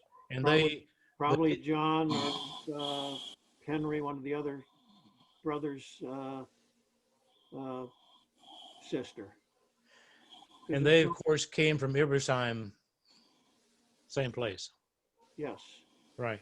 Now, by the same token, when we go over just to the right of Route 501 in the town of Lancaster, you have Dr. Hans Henry Neff, and his son is the one that, and they're from, not from Ibersheim, but from Sensheim area. His son goes down to the Shenandoah. Mm-hmm. And is Dr. Neff of the well-known down there, and is the Neff Kagi Cemetery. And Wayne can talk about more about the possible role of Dr. Hans Heinrich Neff Jr. down in near Newmarket, and the relationship between the Hiestands that may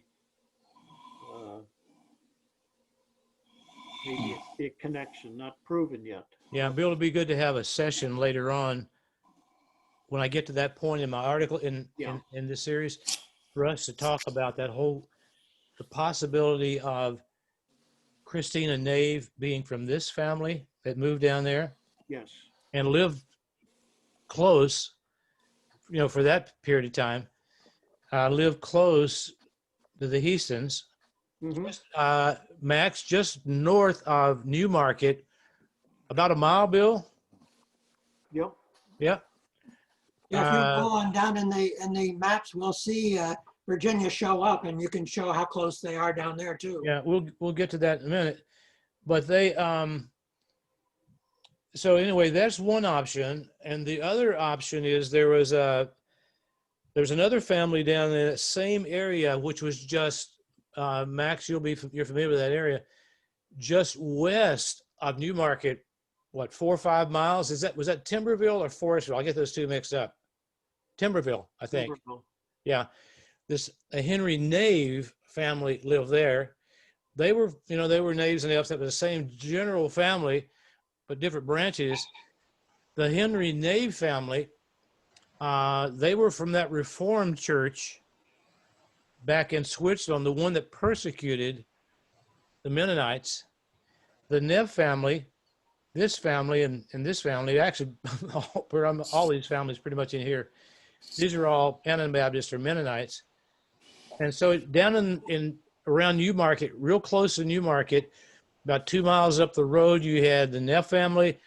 About 4 or 5 miles west of Newmarket, you had the Knave family. Christina Knave undoubtedly came from one of those two families. And Bill and I have done a lot of thinking about this back and forth on, was she from the Henry Knave family? Well, she had the Knave name, and generally the Neffs down there kind of kept their name pretty much all the way through, Neff. So anyway, we'll have a session on that later, maybe early this summer or later this spring. We'll get into that more in detail. This is Lancaster County. Sharon and I live right here, one county over. This is York County. We live right here at the tip, up the very top of York County. And Bill Neff, you live over somewhere over in here, right? Just north of Hershey, east of Harrisburg. Yeah. Yeah. Okay, we've got about 15 minutes.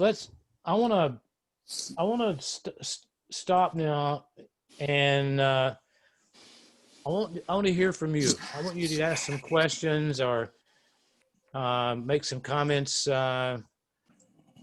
You've heard a lot, and I'm sure it's just been like a waterfall of information, and you haven't retained all of it. But let's, any questions you have about this whole thing or something that maybe is related to it?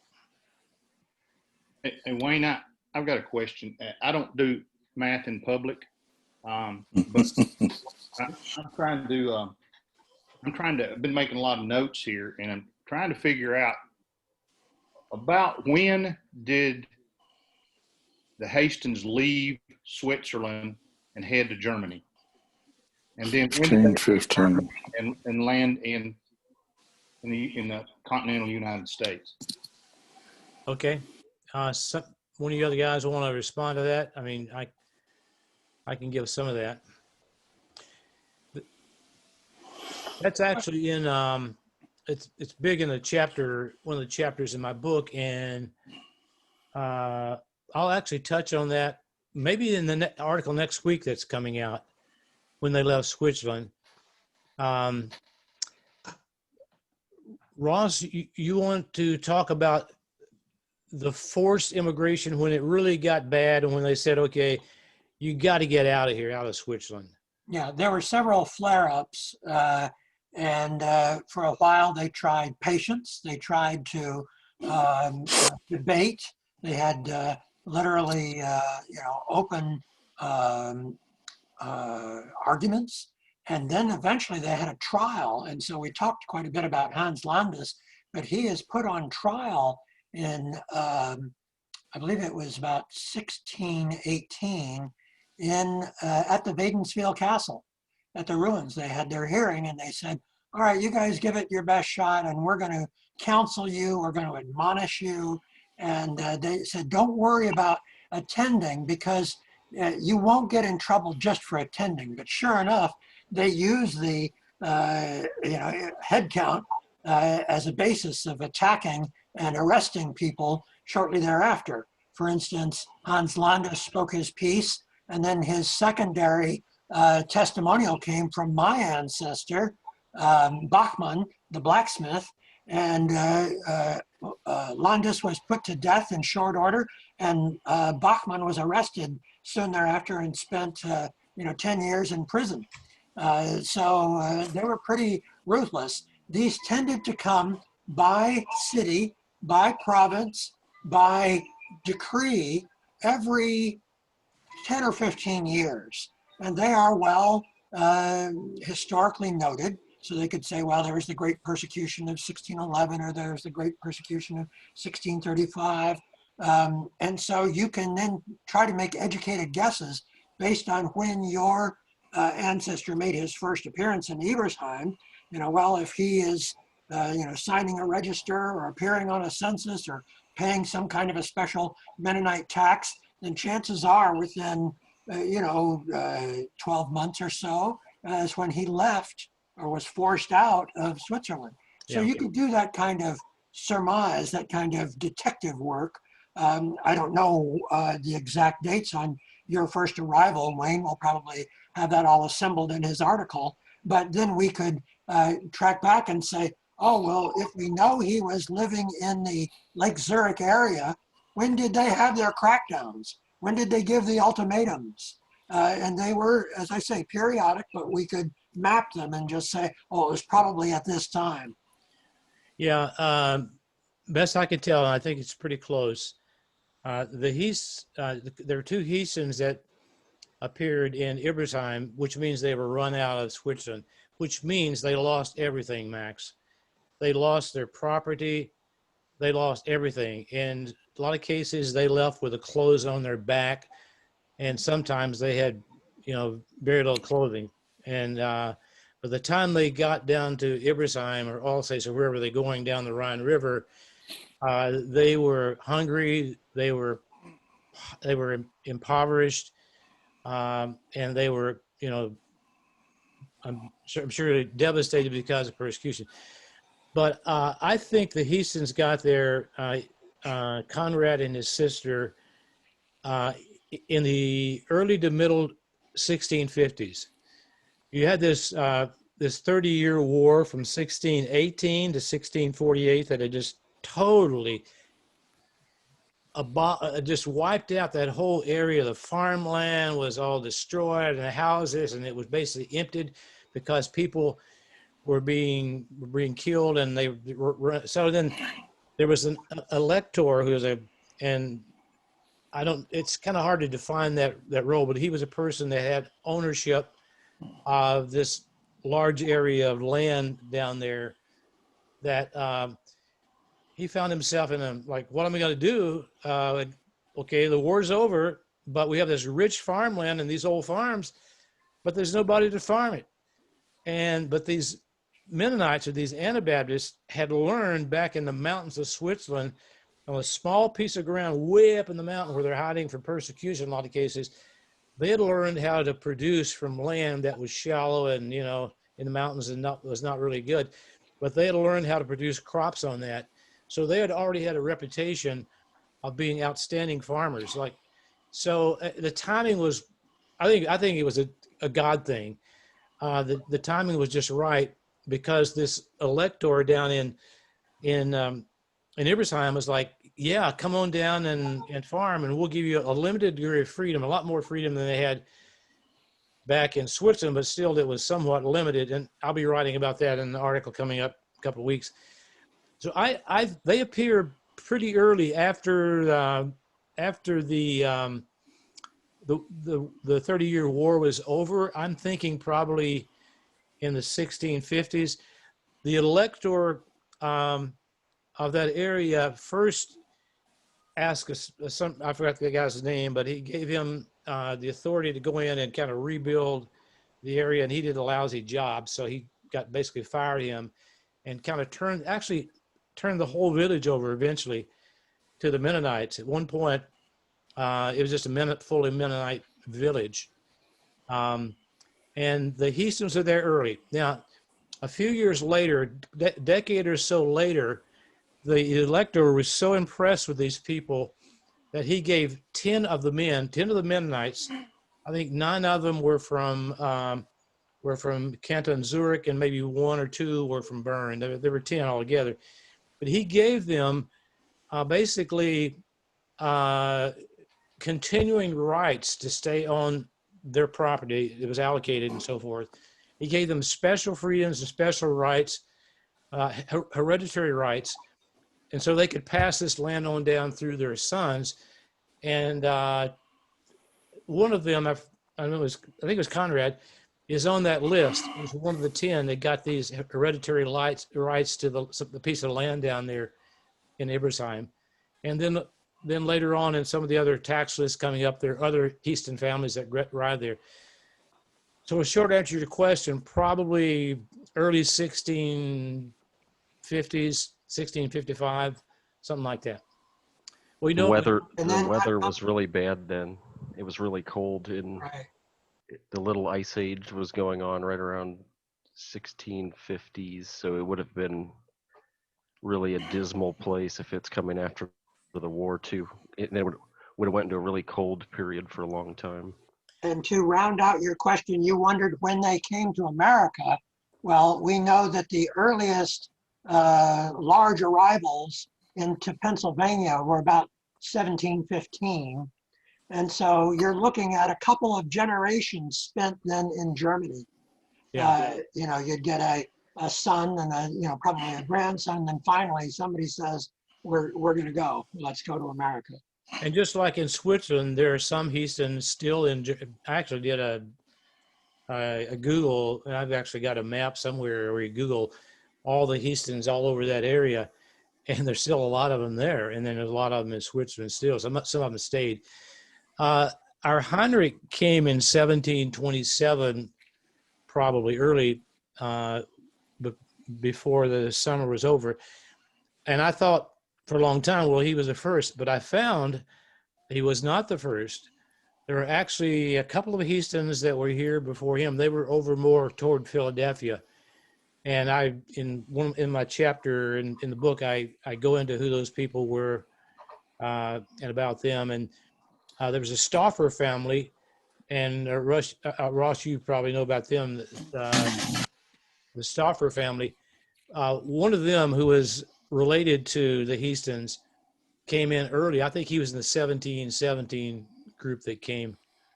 And his stepdaughter was a Hiestand. She was the daughter of Clean, I think it was, Hiestand. So does that kind of help you? Oh, absolutely. I'm just trying to put, you guys are looking at the micro, and since I'm a novice and neophyte at this, I'm trying to look at the 30,000 foot level and then narrow it down. Yeah.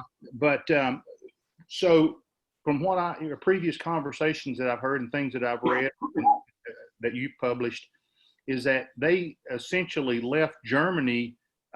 Was it because of religious persecution, or did they just see a better opportunity to head to U.S.? Ross, you want to comment on that? The persecution was mild, if non-existent, in Germany and in Alsace-Lorraine, because they were appreciated and recognized as kind of salvation farmers who would help to make the land productive.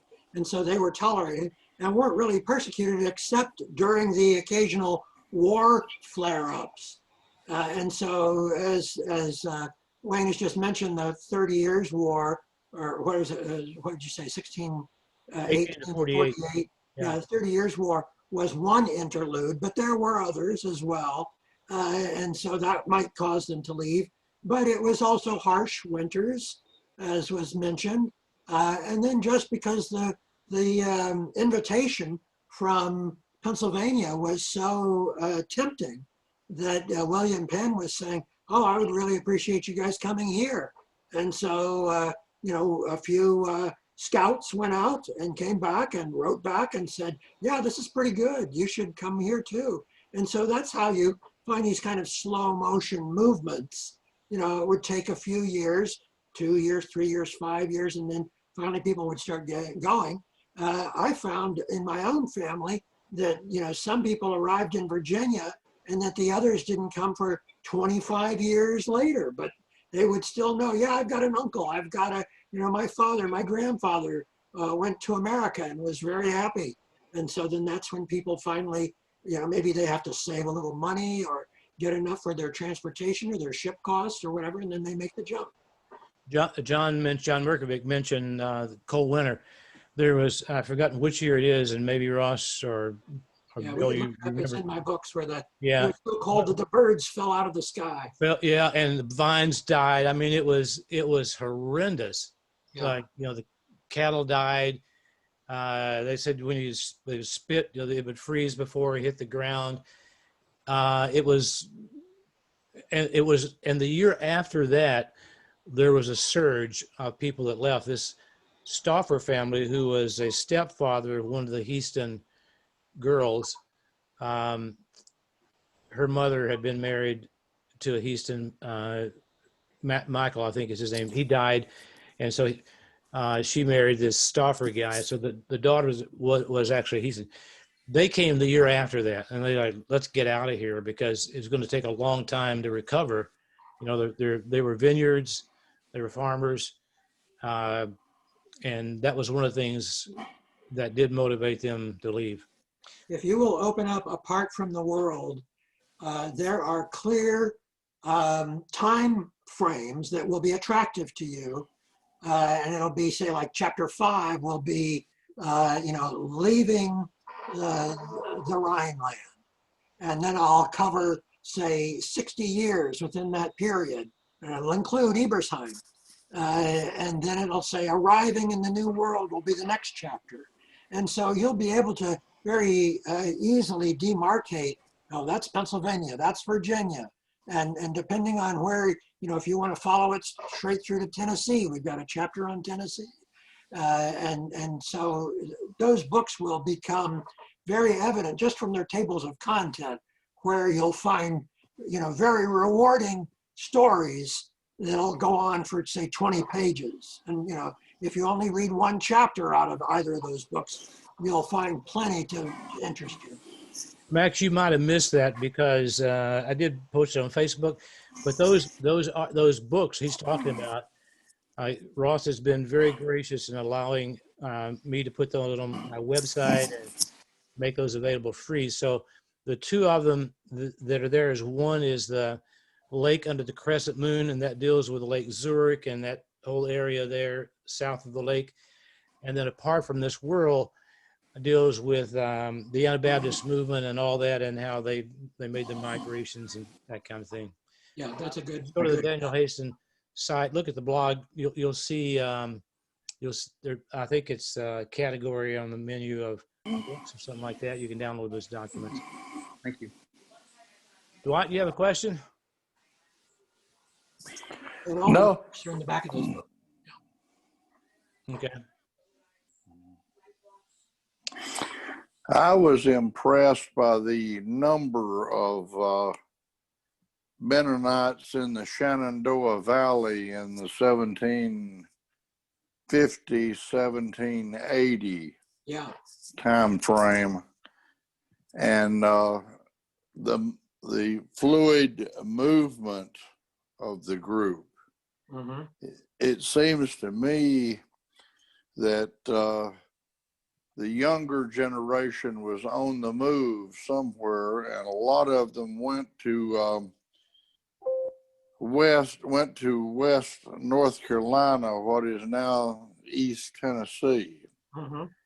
I've found I've been doing some extensive research in that area, and I'm finding several members of the Hiestand or Haston family in that area at that time.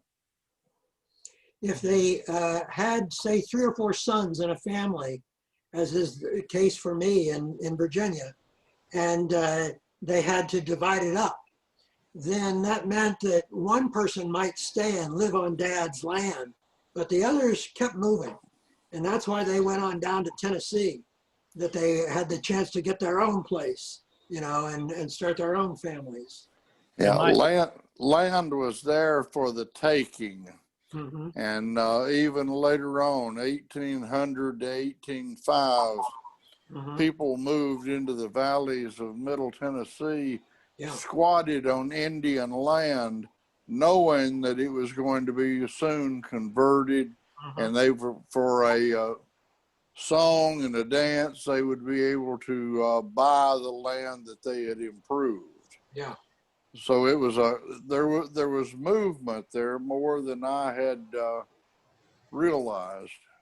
Yeah. My own family gets 2 infusions of Cherokee blood during that same period, starting in Tennessee, where women who were well established, often like the matriarchs of their family, then married in with Swiss German men who were considered much more open-minded than the English, and were willing to live peaceably among the Cherokee.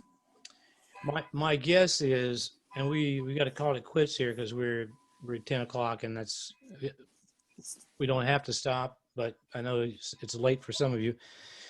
My guess is Henrich, Daniel's father, was probably one of the younger sons. And after a couple generations, they kept dividing that land up. Remember, he had this piece of property that his family was allocated, but whenever his sons would be born, they'd have to divide it up.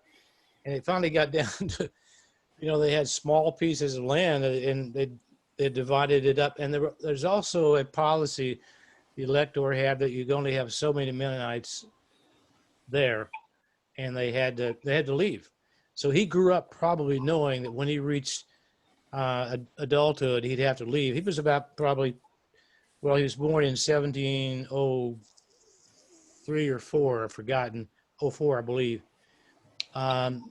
So he was about 22 years old or something like that when he came to America.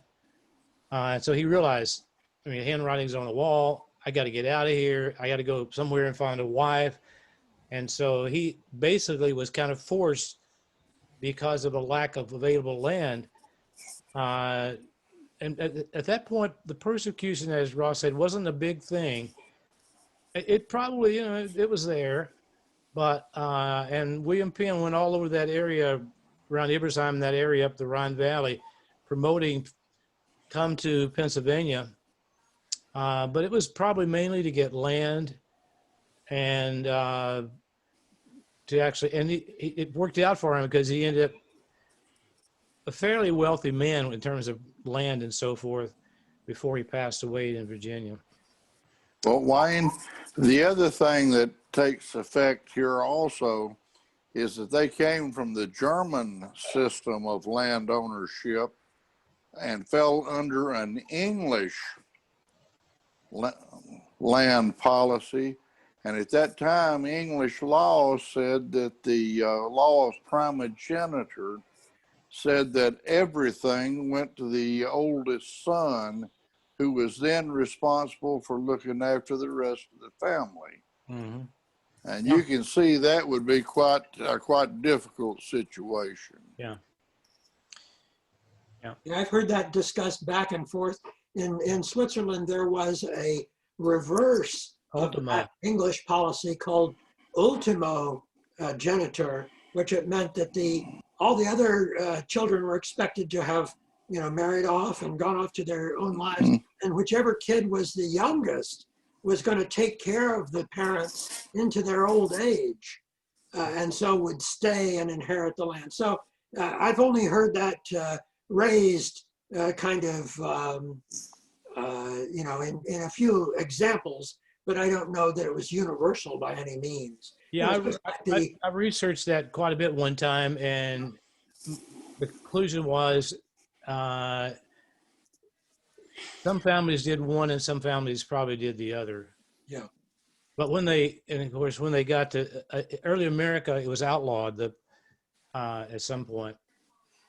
Some historians love that theory. Like, we can tell you exactly who the future children would be named for, because they always followed this pattern.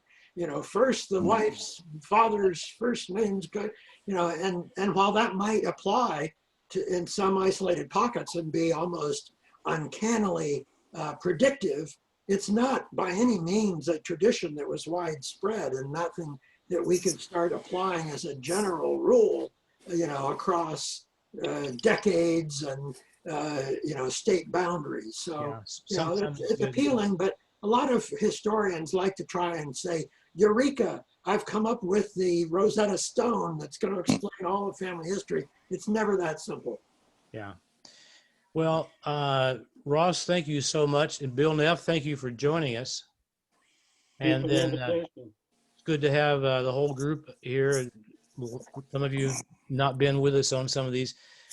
One of the reasons I want to do this right now is because, in the series of articles, this year I'm doing a 52-week series. It'll cover the Haston family all the way from Switzerland, all the way down to Ibersheim, to Pennsylvania, to Virginia, to what is now Eastern Tennessee, then to White County, and then to Missouri and Arkansas and Oklahoma and California and Washington State and Montana.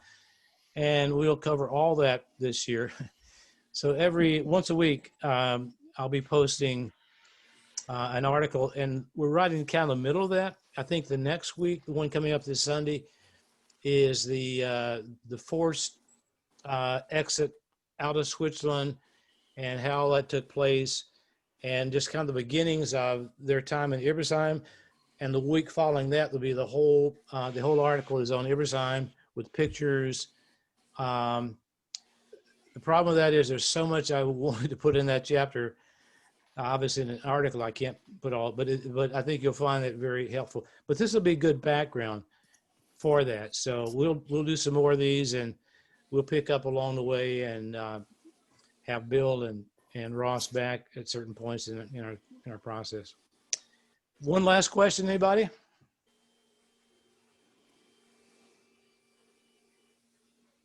Okay. Good night. Good to see y'all. Good night. Yeah. Pleasure Good seeing night. everybody. Yeah. Joyce, good to see you. Yeah, you too. Yeah. See you down the trail. Oh, Good luck in your research. Thank you all. thank you all. Bye-bye. Thank you. Good night. Good night. Good night.